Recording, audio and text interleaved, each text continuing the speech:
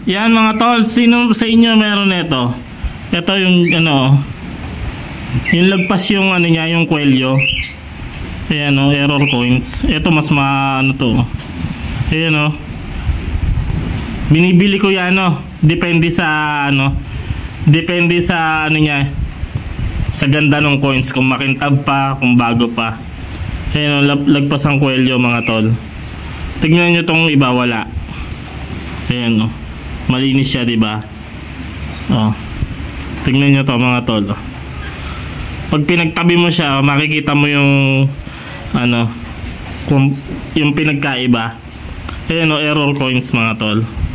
Labas yung kwelyo niya dito sa bronze. Ganito dapat siya, yung natural na coins. Ayan, walang error siya.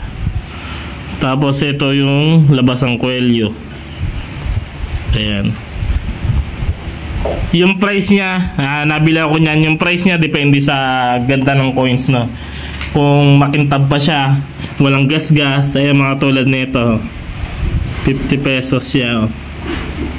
Ayan. Depende sa ganda ng coins na mga tol.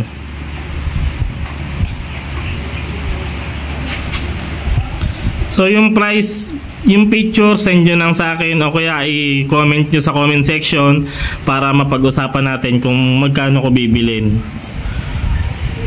Ayan, yung ganyan. Lagpas ang kwelyo. Ito medyo slight lang, pero ito talagang kitang-kita siya. Oh. Lagpas na lagpas, no, mga tol. Na dapat ganito lang siya. So yun, antayin ko yung PM nyo tsaka yung comment nyo sa comment section. So yun, nag-i-start pa lang ako mag-collect ng mga coins. Mag ano din kayo ng iba pang coins dyan sa comment section. At titignan ko, no, tapos usap tayo ng price. Kasi gusto kong mag-collect ngayon ng mga coins.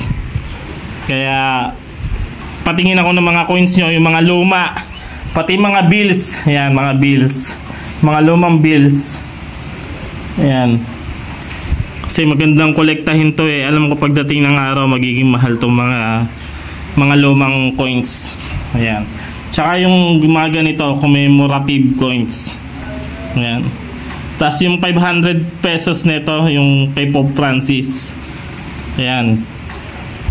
Ano, lagay nyo sa comment section tapos usap tayo sa price. So yun lang, at abangan nyo yung mga susunod ko pang mga video. Follow nyo ako dito sa aking Facebook page para sa mga susunod ko pang mga collection.